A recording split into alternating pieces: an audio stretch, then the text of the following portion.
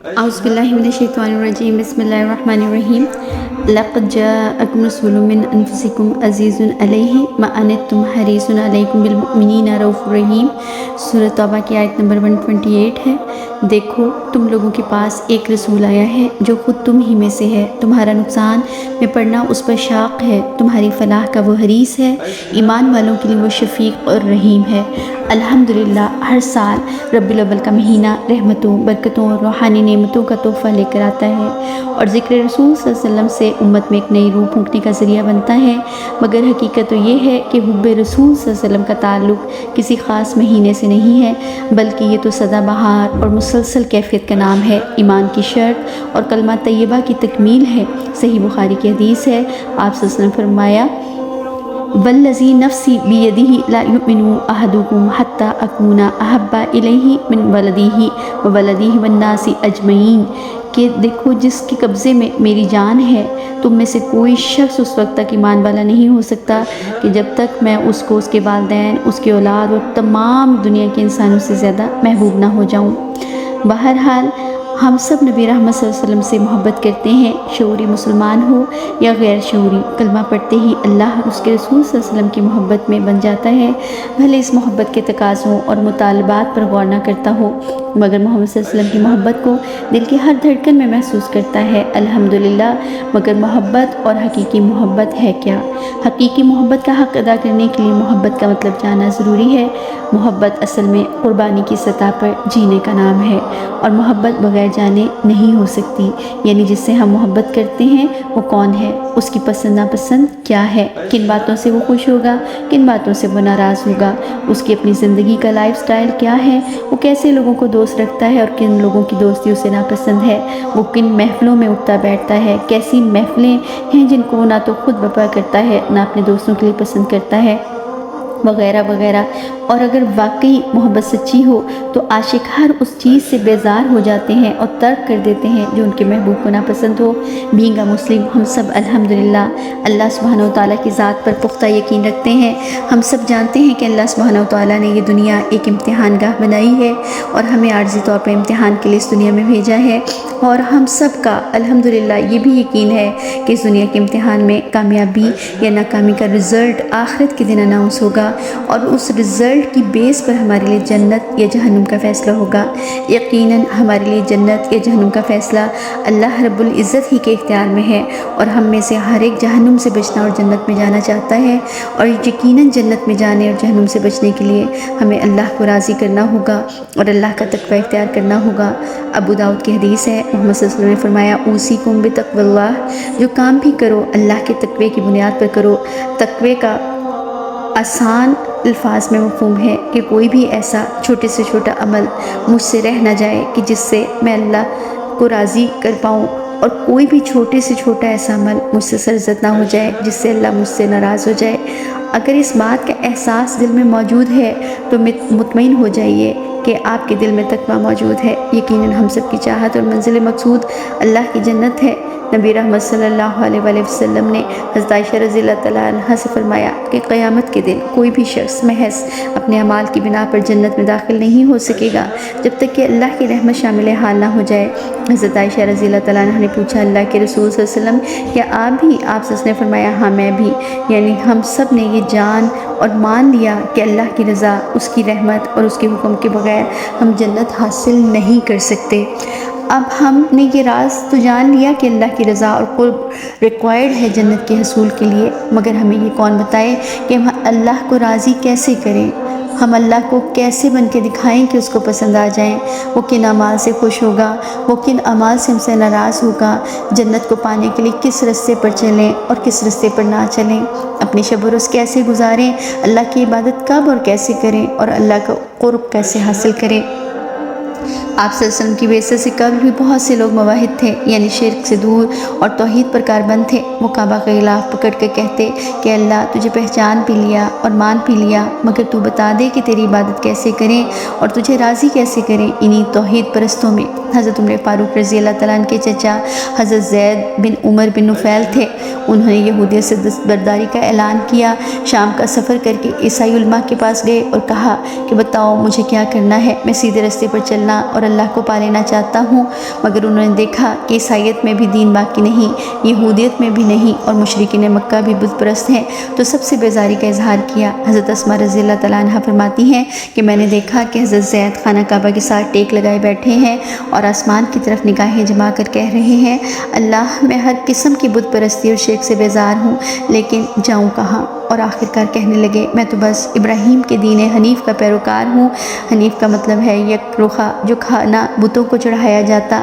وہ کھانا نہ کھاتے کہ یہ غیر اللہ کے نام کا ہے، اور اسی جستجو کو دل میں لیے وفات پا گئے۔ آپ صلی اللہ علیہ وسلم کی بعثت کے بعد حضرت عمر رضی اللہ تعالیٰ عنہ نے حضرت زید کے بارے میں نبی رحمت صلی اللہ علیہ وسلم سے پوچھا کہ اللہ کے نبی، زید بن عمر کا کیا بنے گا؟ آپ صلی اللہ علیہ وسلم نے فرمایا، زید قیامت کے دن تنہا ایک امت کی حیثیت سے اٹھے گا۔ سبحان اللہ۔ یہ وہ وقت تھا جب انسانیت تباہی کے دہانے پر کھڑی تھی، لوگ بے دین ہو چکے تھے، اور جو توحید پرست تھے انہیں بھی کوئی صحیح راستے دکھائی نہیں دیتے تھے۔ لہٰذا اللہ نے ابراہیم علیہ السلام کے 2500 سال کے بعد اور عیسیٰ علیہ السلام کے 650 سال کے بعد انسانیت کو تباہی سے بچانے کے لیے بنی اسماعیل میں نبی رحمت صلی اللہ علیہ وسلم کو بھیجا۔ یہ نبی اس وقت کے لوگوں کے لیے بھی اور قیامت تک کے تمام انسانوں کے لیے ہدایت و رہنمائی کا پیغام دے کر بھیجے گئے۔ لَقَدْ مَنَ اللَّهُ عَلَى الْمُؤْمِنِينَ إِذْ بَعَثَ فِيهِمْ رَسُولًا مِّنْ أَنفُسِهِمْ يَتْلُو عَلَيْهِمْ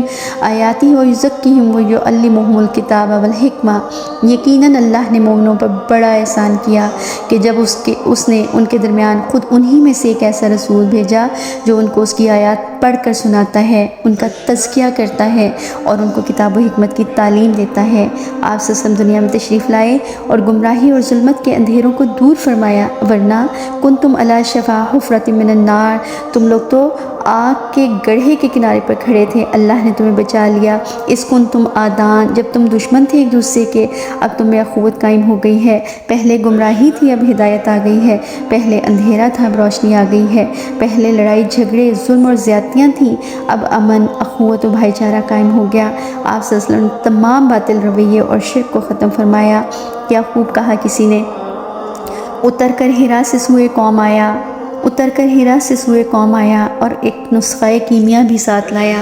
نبی مہربان صلی اللہ علیہ وسلم کو 40 برس کی عمر میں نبوت سے نوازا گیا۔ آپ صلی اللہ علیہ وسلم کو نبوت سے نوازا گیا اور انسانیت کی ہدایت کے لیے قرآن حکیم آپ پر نازل کیا گیا۔ اللہ نے پوری انسانیت میں سے بہترین بندے کا انتخاب کیا اور اسے چنا نبوت کے فریضے کے لیے۔ محمدً عبدہ و رسولہ، محمد صلی اللہ علیہ وسلم اللہ کے بندے اور رسول ہیں۔ قرآن اللہ سبحانہ وتعالیٰ نے محمد صلی اللہ علیہ وسلم کے قلب اطہر پر نازل فرمایا۔ پوری زندگی کی رہنمائی اور حکمت سے لبریز قرآن اور محمد صلی اللہ علیہ وسلم کے قلب اطہر پر نازل کیا، تو یہ علیم بذات صدور، دلوں کے بھید جاننے والا ہی جانتا ہے نا۔ لہٰذا اللہ نے فرمایا، وَأَنزَلْنَا إِلَيْكَ ذِکْر، اے محمد صلی اللہ علیہ وآلہ وسلم، ہم نے آپ کی طرف نازل کیا ہے ذکر کو، لوگوں کی طرف نازل نہیں کیا۔ لہٰذا لوگوں کو ان کا رب کیا کہنا چاہتا ہے، ان کا رب ان سے کیسے راضی ہوگا اور وہ جنت کیسے پائیں گے، اے نبی صلی اللہ علیہ وآلہ وسلم، یہ اب آپ نے سمجھانا ہے لوگوں کو۔ اور پھر اللہ سبحانہ تعالیٰ نے ایک اور راز کی بات اور اپنی رضا کا فارمولہ بھی بتا دیا ہمارے لیے محمد صلی اللہ علیہ وسلم کو۔ فرمایا، قُلْ إِن كُنتُمْ تُحِبُّونَ اللَّهَ فَاتَّبِعُونِي يُحْبِبْكُمُ اللَّهُ وَيَغْفِرْ لَكُمْ ذُنُوبَكُمْ وَاللَّهُ غَفُورٌ رَحِيمٌ۔ اے نبی صلی اللہ علیہ وآلہ وسلم، کہہ دیجئے کہ اگر تم اللہ سے محبت کرتے ہو تو میری پیروی کرو، اللہ تم سے محبت کرے گا اور تمہارے گناہ تم سے دور کر دے گا، اور اللہ بہت بخشنے والا بڑا مہربان ہے۔ لہٰذا اللہ کا پیغام امت تک پہنچانے میں محمد صلی اللہ علیہ وسلم کو 23 برس کا عرصہ لگا، اور ان 23 برسوں میں محمد صلی اللہ علیہ وسلم نے پوری جاں فشانی کے ساتھ تکلیفیں، پریشانیاں اور آزمائشیں اٹھا کر اللہ کا پیغام ہم تک پہنچایا، اور اتنی دربندی اور فکر کے ساتھ یہ فریضہ نبھایا کہ اللہ کو کہنا پڑا، فلا اللہ کا باق نفسک علی آثارہم ان لم یؤمنوا بہذا الحدیث اسفا۔ اے نبی صلی اللہ علیہ وسلم، کیا آپ اپنی جان کو ہلاک کر دیں گے اگر یہ لوگ ایمان نہ لائے تو؟ محمد صلی اللہ علیہ وسلم نے نبوت کے بعد کی 23 سالہ زندگی اپنے لیے نہیں بلکہ اللہ کا پیغام منوعاً ہم تک پہنچانے اور ہمیں جہنم اور اللہ کے عذاب سے بچانے کی انتھک کوشش میں گزاری۔ وہ دین جو اللہ نے ہمارے لیے پسند کیا تھا اس دین کو باحفاظت ہم تک پہنچانے میں گزاری ہے۔ کہیں اس دین کی خاطر اپنے شہر مکہ کی قربانی دیتے نظر آتے ہیں محمد صلی اللہ علیہ وسلم، تو کبھی اپنے خونی رشتوں کی قربانی، کبھی اپنوں کی نفرتیں جھیلتے نظر آتے ہیں، تو کبھی دشمنوں کے طعنے، کبھی آپ کے سر مبارک کی قیمت لگائی جاتی ہے، تو کبھی آپ صلی اللہ علیہ وسلم کا تعاقب کیا جاتا ہے، کبھی آپ کے اصحاب کو ستا کر آپ کو تکلیفیں پہنچائی جاتی ہیں، تو کبھی آپ کی صاحبزادیوں کو طلاقیں دے کر آپ صلی اللہ علیہ وسلم کو تکلیفیں پہنچائی جاتی ہیں، تو کبھی نماز میں آپ صلی اللہ علیہ وسلم پر اونٹ کی غلاظت پھینکی جاتی ہے، کبھی طائف میں آپ کو لہو لہان کیا جاتا ہے، اور باش لڑکوں کو آپ کے پیچھے لگایا جاتا ہے آپ صلی اللہ علیہ وسلم کو ستانے کے لیے، کبھی احد میں آپ کے دندان مبارک شہید کیے جاتے ہیں، تو کبھی اپنے پیارے اور تربیت یافتہ صحابہ کے لاشیں دیکھنے کو ملتے ہیں، اور کبھی خندق کی کھدائی میں کھدائی کرتے نظر آتے ہیں۔ صحابہ جب اپنے پیٹوں پر ایک پتھر بندھا دکھاتے ہیں تو معلوم ہوتا ہے کہ آپ صلی اللہ علیہ وسلم کے پیٹ پر 2 پتھر بندھے ہیں، شیب ابی طالب کی آزمائشوں سے گزرتے ہیں۔ سوچئے یہ تمام تکالیف اللہ کے محبوب نبی نے کس کے لیے سہی؟ صرف اس دین کے لیے جس کے بارے میں اللہ نے فرمایا ان الدین عند اللہ الاسلام، بے شک اللہ کے نزدیک دین اسلام ہی ہے۔ اس دین کو ہم تک پہنچانے کے لیے نبی مہربان صلی اللہ علیہ وسلم نے یہ تمام قربانیاں دیں، اور یہ ہے وہ محبت جس کے لیے ہم نے ابتدا میں جانا کہ محبت قربانی کی سطح پر جینے کا نام ہے۔ نبی پاک صلی اللہ علیہ وسلم نے قرآن کی ایک ایک آیت ہم تک پہنچائی، اور قرآن کی ہر حکمت سمجھائی، قرآن کا ہر پیغام ہمارے لیے واضح کر دیا، اور اپنی ذات پاک کو رول ماڈل بنا کر دکھایا، ہمیں سکھایا، ہمیں بتایا اور ہمیں پڑھایا کہ محبتوں کا پیمانہ اور ترجیحات کا پیمانہ کیسا ہونا چاہیے۔ صحابہ کرام کی بہترین جماعت بہترین تربیت کے ساتھ تیار فرمائی۔ پیارے صحابہ کرام نے بھی اپنی اپنی محبتوں کا اعلیٰ ثبوت پیش کیا، زندگی کے ہر میدان میں جان، مال، اولاد، ماں باپ، بیوی، بچوں، اپنے کاروبار،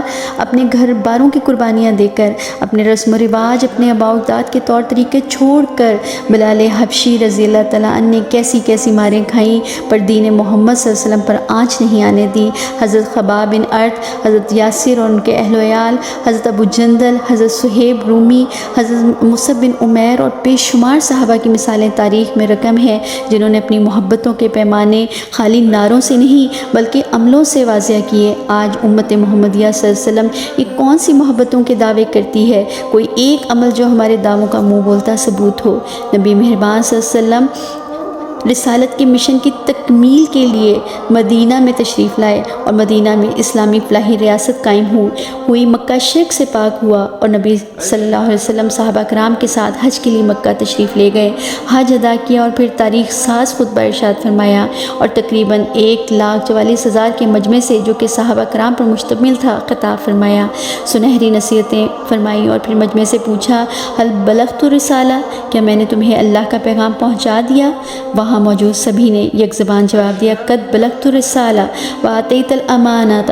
ونصحت الامۃ وکشفت الامۃ۔ اللہ کے نبی صلی اللہ علیہ وسلم آپ نے صرف پہنچایا ہی نہیں بلکہ آپ نے پہنچانے کا حق بھی ادا کر دیا ہے، آپ نے امت کی خیر خواہی کا بھی حق ادا کر دیا ہے، آپ نے سارے پردے ہٹا کر لوگوں کو حقائق بتا دیے ہیں۔ صحابہ کرام سے گواہی لینے کے بعد آپ صلی اللہ علیہ وسلم نے شہادت کی انگلی آسمان کی طرف اٹھا کر اللہ کو گواہ بنایا اور فرمایا اللہم اشہد اللہم اشہد اللہم اشہد، اے اللہ گواہ رہیے گا، اے اللہ گواہ رہیے گا، اے اللہ گواہ رہیے گا۔ اور محمد صلی اللہ علیہ وسلم فرمایا ما ترکت شیئا یقربکم الی اللہ ویبعدکم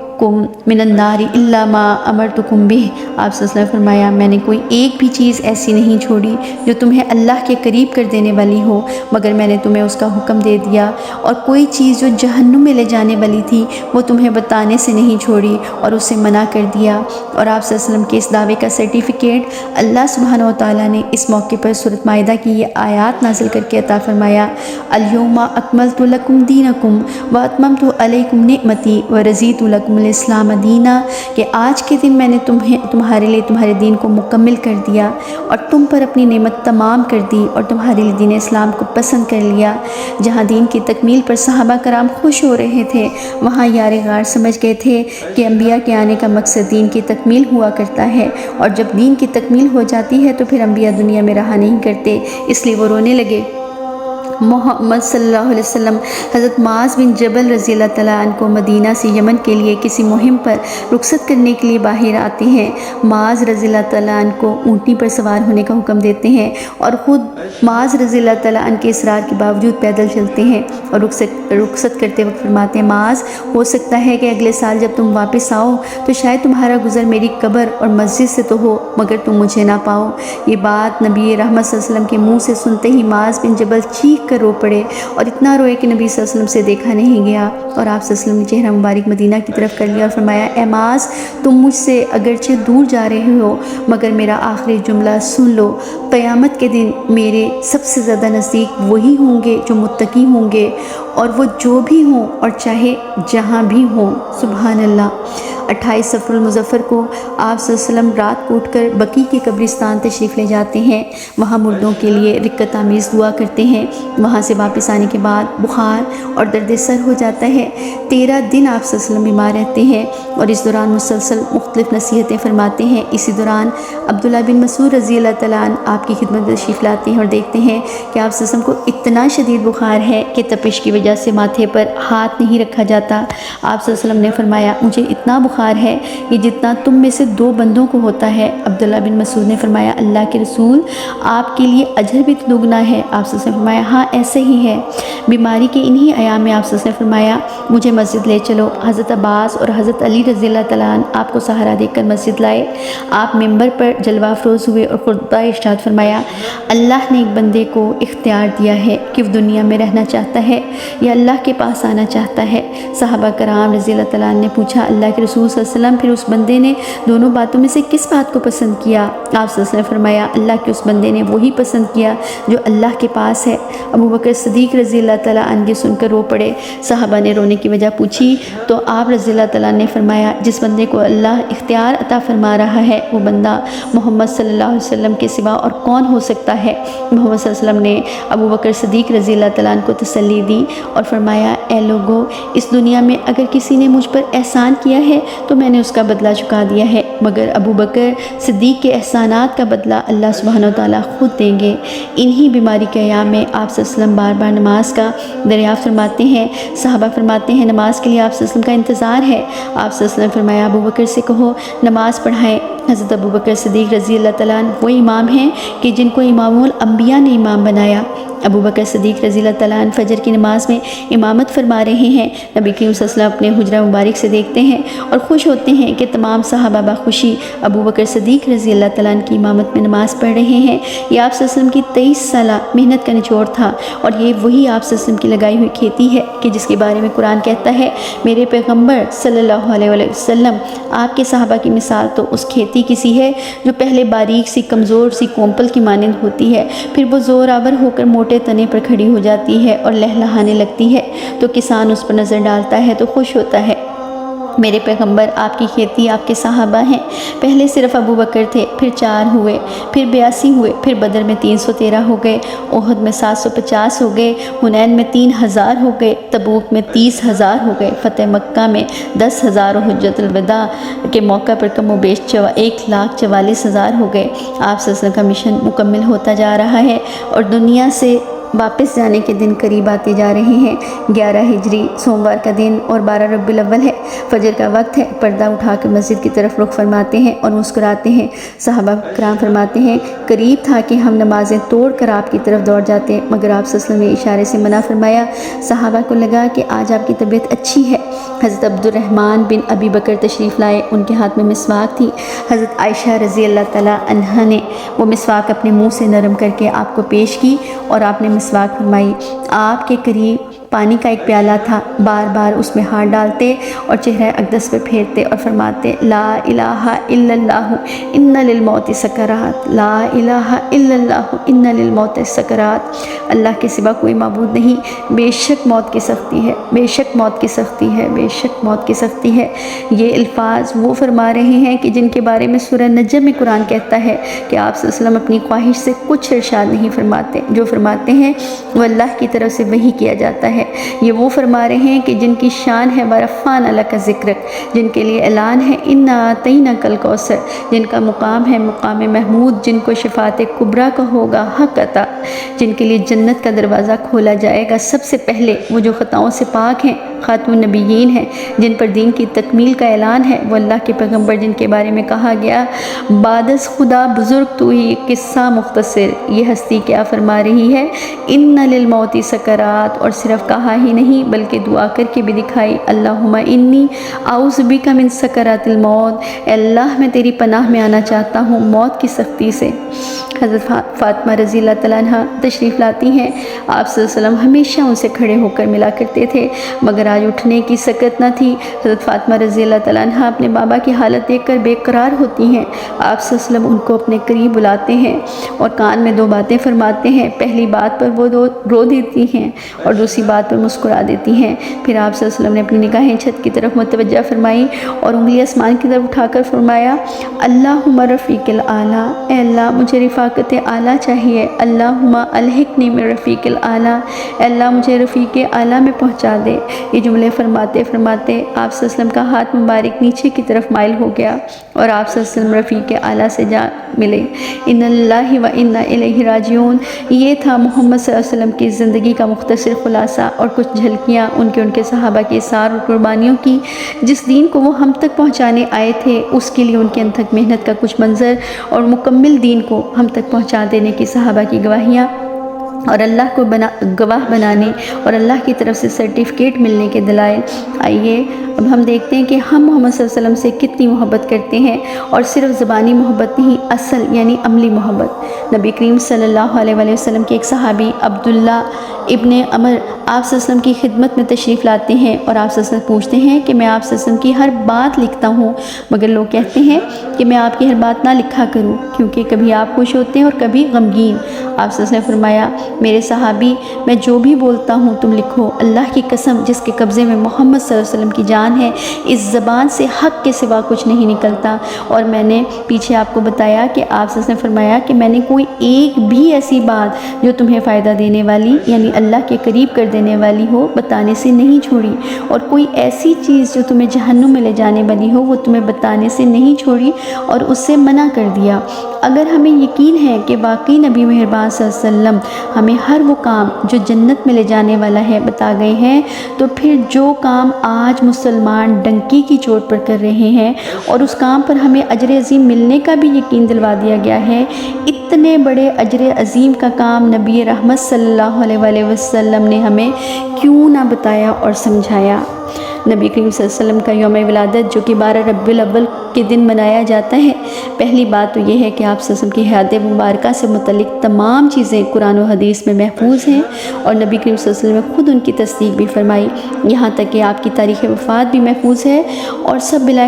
اختلاف اس پر متفق بھی ہیں۔ آپ صلی اللہ علیہ وسلم کی پیدائش سوموار کو ہی، اس پر بھی اتفاق رائے ہے، مگر پیدائش کی تاریخ کے حوالے سے مختلف قول ہیں، جن میں 8 ربیع الاول، 9 ربیع الاول، 10 ربیع الاول اور 12 ربیع الاول کی تاریخیں موجود ہیں، اور بعض جگہ رمضان اور سفر کے مہینے کا بھی ذکر ہے۔ اور یہ تمام اختلافات اس لیے ہیں کہ جب آپ صلی اللہ علیہ وسلم پیدا ہوئے اس وقت پیدائش کا اندراج نہیں ہوا کرتا تھا،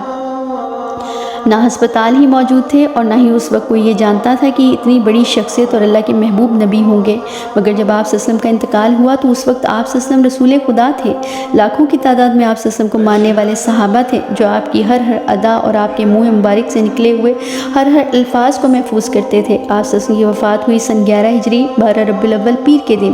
مگر ہمارا ماننا یہ بھی ہے کہ اللہ سبحانہ تعالیٰ کی ذات پاک اسباب کی پابند نہیں، اس لیے اگر اللہ تعالیٰ کو منظور ہوتا تو آپ کی ولادت با سعادت کی تاریخ بھی سب کو بنا اختلاف کی معلوم ہوتی۔ ہمیں یقین ہے اللہ کے ہر کام میں کوئی نہ کوئی حکمت ہوتی ہے۔ آپ صلی اللہ علیہ وسلم نے فرمایا، وَمَنْ أَحَبَّ سُنَّتِي فَقَدْ أَحَبَّنِي، جس نے میری سنت سے محبت کی اس نے مجھ سے محبت کی۔ حضرت انس بن مالک رضی اللہ تعالیٰ فرماتے ہیں کہ اس حدیث کو سن کر صحابہ کو جتنی خوش ہوئی کبھی ایسی خوشی نہ ہوئی، اور وہ حدیث کیا تھی؟ وَمَنْ أَحَبَّنِي وَكَانَ مَعِيَ فِي الْجَنَّةِ، اور جس نے مجھ سے محبت کی وہ جنت میں میرے ساتھ ہوگا۔ غور طلب بات یہ ہے کہ آپ صلی اللہ علیہ وسلم فرمائیں جس نے میری سنت سے محبت کی اس نے مجھ سے محبت کی، اور جو مجھ سے محبت کرے گا وہ جنت میں میرے ساتھ ہوگا۔ یعنی آپ صلی اللہ علیہ وسلم سے محبت کا تقاضا ہے کہ آپ صلی اللہ علیہ وسلم کی سنت پر عمل کیا جائے۔ آئیے دیکھتے ہیں کہ آپ صلی اللہ علیہ وسلم کی سنت تھی کیا۔ رسول خدا صلی اللہ علیہ وسلم 40 برس کے تھے جب نبوت سے سرفراز کیے گئے، یعنی آپ صلی اللہ علیہ وسلم اپنی حیات مبارکہ کے 40 سال گزار چکے تھے، مگر آپ نے کبھی نہیں بتایا کہ اس زمانے میں آپ صلی اللہ علیہ وسلم نے اپنا یوم ولادت منایا۔ نبوت سے سرفراز ہونے کے بعد 23 برس تک یہ دن آپ کی زندگی میں آیا۔ آپ کی وفات کے بعد اور ابو بکر صدیق رضی اللہ تعالیٰ عنہ کے دور خلافت میں 2 بار یہ دن آیا، حضرت عمر فاروق کے دور خلافت میں 10 بار یہ دن آیا، حضرت عثمان غنی کے دور خلافت میں 12 بار یہ دن آیا، اور حضرت علی رضی اللہ تعالیٰ عنہ کے دور خلافت میں 5 مرتبہ یہ دن آیا۔ یہ خلفائے راشدین کا دور تھا، ان میں سے کسی ایک نے بھی یہ دن نہ منایا، اور کیا کسی ایک بھی مستند حدیث سے ثابت ہے؟ آپ سے اس نے فرمایا من عاملہ عملاً، کوئی بھی کام کیا جائے انفرادی یا اجتماعی، لیسا علیہ امرنا، اگر اس کام پر نبی صلی اللہ علیہ وسلم کا حکم نہیں ہے تو فہو رد، تو وہ کام ریجیکٹڈ ہے۔ آپ صلی اللہ علیہ وسلم کا یوم ولادت عید میلاد النبی کے نام سے مناتے ہیں، مگر وہ جس دین کی تکمیل کا اعلان اللہ سبحانہ وتعالیٰ نے حجۃ الوداع کے موقع پر فرمایا تھا، اس دین کامل میں تو اس عید کا ذکر ہی نہیں۔ جو میلاد منائے جاتے ہیں وہ تو نبی رحمت صلی اللہ علیہ وسلم ہمیں بتا کر ہی نہیں گئے۔ نماز کا حکم قرآن میں آیا، طریقہ آپ صلی اللہ علیہ وسلم کی حدیث بتاتی ہے، روزوں کا حکم قرآن میں ہے، وضاحت حدیث بتاتی ہے۔ گویا قرآن و حدیث اور آپ صلی اللہ علیہ وسلم کی سنت اور ان کے بعد آپ صلی اللہ علیہ وسلم کے خلفائے راشدین کا طریقہ ہی ہمارے لیے قیامت تک کے لیے مشعل راہ ہے۔ اگر قرآن نے عید میلاد النبی کا حکم نہیں دیا، آپ صلی اللہ علیہ وسلم نے عید میلاد النبی کا طریقہ نہیں بتایا، صحابہ نے عید میلاد النبی منا کر نہیں دکھائی، تبع تابعین نے عمل کر کے نہیں دکھایا، امام اربعہ نے اس عید کے متعلق کوئی ہدایات نہیں جاری کی، تو پھر کون ہے ایسا نڈر اور دلیر جو اللہ کے دین میں اضافہ کر کے اللہ سے ٹکر لیتا ہے اور اس کو اللہ کا خوف نہیں آتا؟ صحابہ کرام سے زیادہ نبی صلی اللہ علیہ وسلم کا عاشق کون ہو سکتا ہے؟ اور عاشق بھی ایسے کہ اتباع رسول میں ہر حد سے گزرنے کو تیار۔ ان عاشقوں کو تو چاہیے تھا کہ ان گلیوں اور بازاروں کو سجاتے جہاں نبی کریم صلی اللہ علیہ وسلم اپنی زندگی کے شب و روز گزارا کرتے تھے، مدینے کی گلیوں میں نعرے لگا کر محبتوں کا اعلان کرتے، پہاڑیاں بناتے، چراغاں کرتے، سارا سال اپنی مرضی سے زندگی گزارتے اور سال میں ایک مرتبہ محبت کا اعلان کر دیتے۔ دراصل قومیں جب مردہ ہو جاتی ہیں تو موسمی عشق ان میں باقی رہ جاتا ہے۔ یہ تو نان مسلمز کے طریقے ہیں کہ پورا سال والدین کو پوچھتے نہیں اور ایک دن مدر ڈے یا فادر ڈے منا لیتے ہیں کچھ پھول اور کچھ تحائف دیکھ کر۔ ہمارے دین میں تو والدین کے ساتھ حسن سلوک بھی نیکی ہے اور ان کو مسکرا کر دیکھنا بھی صدقہ ہے۔ اسی طرح محمد صلی اللہ علیہ وسلم کی محبت تو ہر وقت اور ہر پل ہمارے دلوں میں ہونی چاہیے اور عملوں سے چھلکنی چاہیے۔ وہ کیسا ایمان ہوگا جو نبی کریم صلی اللہ علیہ وسلم پسند فرمائیں گے؟ وہ کیسا طرز زندگی ہوگا جسے میرے نبی صلی اللہ علیہ وسلم پسند فرمایا؟ میرا لباس، میرے معاملات، میرا گھر، میرا بناؤ سنگھار، میری عبادات، میرے بچوں کی تربیت، میری نماز کا طریقہ، میرا اخلاق، میری ترجیحات، میرا نظام زندگی، میرا پردہ اور تمام معاملات میں ہمارا رنگ ڈھنگ ایسا ہونا اور نظر آنا چاہیے کہ یہ محمد صلی اللہ علیہ وسلم کے سچے فالوورز نظر آئیں۔ آج ہم نبی کریم صلی اللہ علیہ وسلم محبت کے جھوٹے نعرے لگاتے ہیں کہ ناموس رسالت کے لیے مر جائیں گے اور مار دیں گے، حالانکہ آپ صلی اللہ علیہ وسلم کی ناموس کی حفاظت کی ذمہ داری تو خود اللہ نے لے لی ہے، یہ فرما کر کے اِنَّا کَفَیْنَا کل مستحر، اے نبی صلی اللہ علیہ وسلم آپ کی شان میں کوئی گستاخی کرے آپ کی حیات میں یا آپ کے بعد، اللہ ان سے نمٹنے کے لیے کافی ہے۔ یعنی ناموس کی حفاظت تو اللہ تعالیٰ خود کرنے والے ہیں، اصل مسئلہ تو خود امتیوں کا ہے۔ کہیں ہم تو ناموس رسالت میں کمی نہیں کر رہے، اصل میں ہمارا تعلق نبی سے کمزور ہوا ہے، ہمارا تعلق دین سے کمزور ہوا ہے۔ اگر دین اور ایمان میری زندگی کی ترجیح ہوتا تو لٹ جاتا سب کچھ، مگر مجھ سے میرا ایمان اور میرے نبی کی سنت نہ چھوٹتی۔ دین صحابہ کے سر کا تاج تھا اور دنیا ان کے ہاتھوں میں تھی، جب تاج کے گرنے کا خطرہ ہوتا تو وہ ہاتھوں سے دنیا کو چھوڑ دیتے تھے اور اپنا تاج سنبھال لیتے تھے، اسی لیے کامیاب رہے۔ اور آج ہم نے دنیا کو اپنے سروں کا تاج اور دین اور سنت کو ہاتھوں میں پکڑ رکھا ہے، اور جب ہمارا تاج گرنے لگتا ہے یعنی دنیا گرنے لگتی ہے تو ہم دین اور سنت کو ہاتھوں سے چھوڑ دیتے ہیں اور دنیا کے تاج کو سنبھال لیتے ہیں۔ اسی لیے ہم ناکام ہیں۔ سنتوں کو تھامنا تھا، بدعتوں کو تھام لیا، حالانکہ نبی مہربان صلی اللہ علیہ وسلم نے بتا دیا تھا وَكُلُّ بِدْعَةٍ ضَلَالَةٍ وَكُلُّ ضَلَالَةٍ فِي النَّارِ، ہر بدعت گمراہی ہے اور ہر گمراہی جہنم میں لے جائے گی۔ اللہ تعالیٰ تو کہتے ہیں کہ ہم تو مائل بکرم ہیں، کوئی سائل ہی نہیں، راہ دکھلائیں کسے کوئی راہ رہے منزل ہی نہیں۔ 1800 میں سب سے پہلے موصل میں مظفر الدین کوکپوری نے اس بدعت کو ایجاد کیا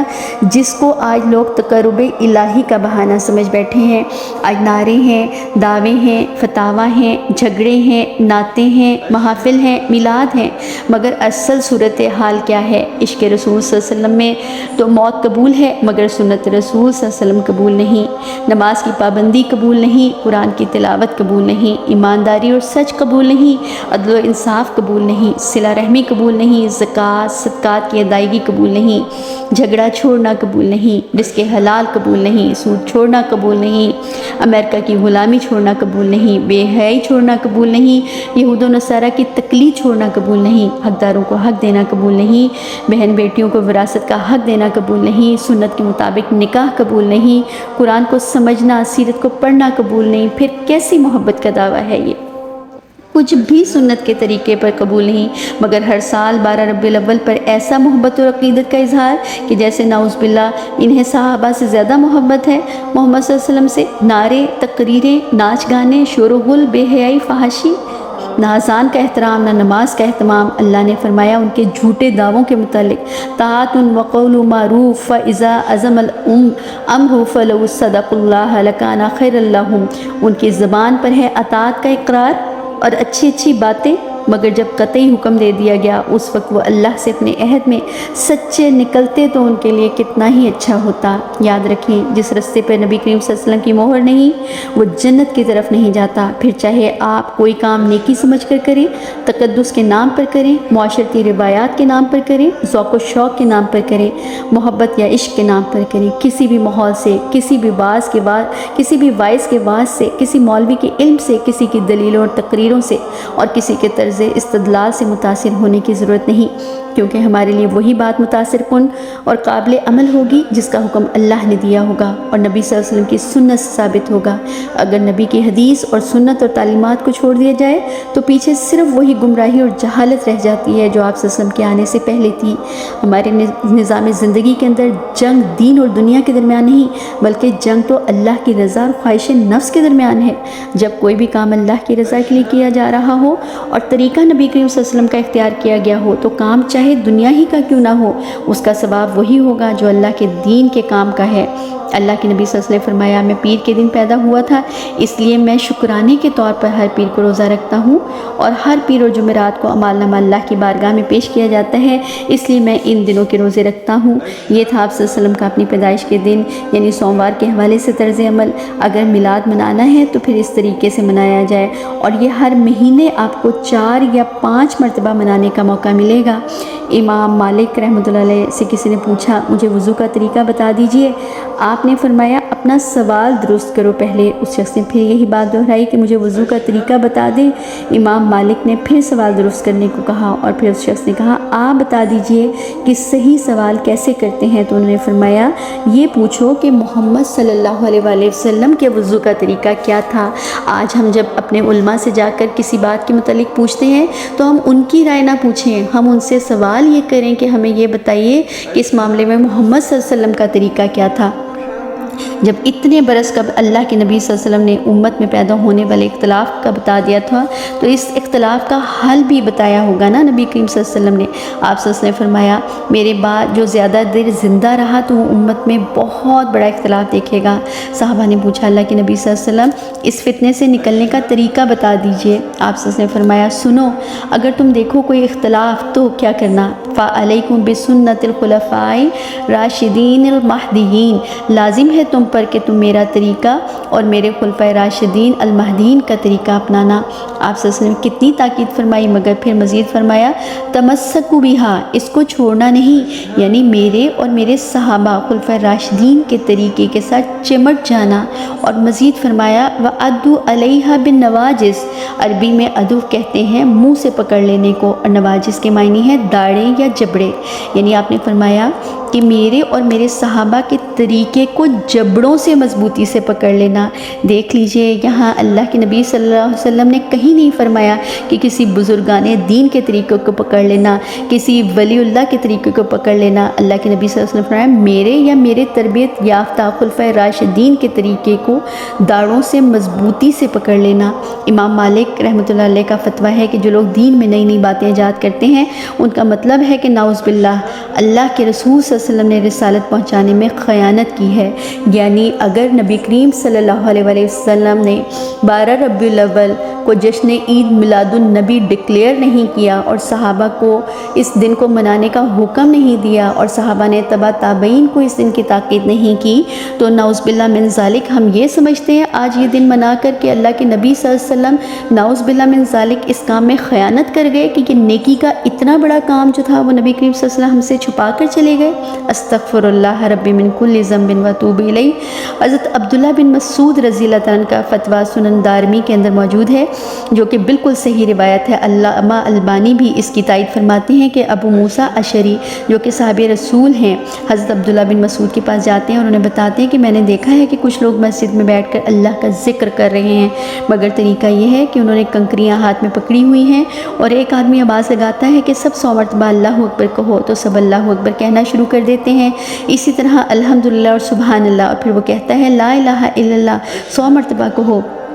تو سب اس کے پیچھے کہتے ہیں۔ یہ سن کر عبداللہ بن عمر مسعود حیران رہ گئے کہ اس طرح سے عبادت اور ذکر کا طریقہ تو نبی کریم صلی اللہ علیہ وسلم نے ہمیں بتایا ہی نہیں۔ آپ مسجد تشریف لے گئے اور فرمایا محمد صلی اللہ علیہ وسلم کی امت تمہیں کیا ہو گیا ہے، تم اتنی جلدی ہلاکت کے رستے پر چل پڑے ہو، جبکہ ابھی تو صحابہ کرام کی کثیر تعداد موجود ہے اور ابھی تو محمد صلی اللہ علیہ وسلم کا کفن بھی میلا نہیں ہوا، ابھی تو آپ صلی اللہ علیہ وسلم کے برتن بھی پرانے نہیں ہوئے، تم نے یہ کیا کام شروع کر دیا۔ حضرت عبداللہ بن مسعود رضی اللہ تعالیٰ عنہ مسجد میں بیٹھ کر کنکریوں پر مسنون ذکر کرنے والوں کو فتویٰ دیتے ہیں، اس ذات کی قسم کی جس کے قبضے میں میری جان ہے، دو ہی باتیں ہو سکتی ہیں، یا تو تم نبی صلی اللہ علیہ وسلم سے زیادہ ہدایت یافتہ ہو اور تم ایسے دین پر چل پڑے ہو جو محمد صلی اللہ علیہ وسلم کے دین سے زیادہ بہتر ہے، یا پھر تم گمراہی کے رستے پر پہنچ گئے ہو۔ استغفر اللہ۔ لوگوں نے کہا ہم تو اللہ کا ذکر کر کے خیر پانا چاہتے ہیں۔ عبداللہ بن مسعود رضی اللہ تعالیٰ نے جواب دیا کتنے ہی ایسے لوگ ہیں جو بھلائی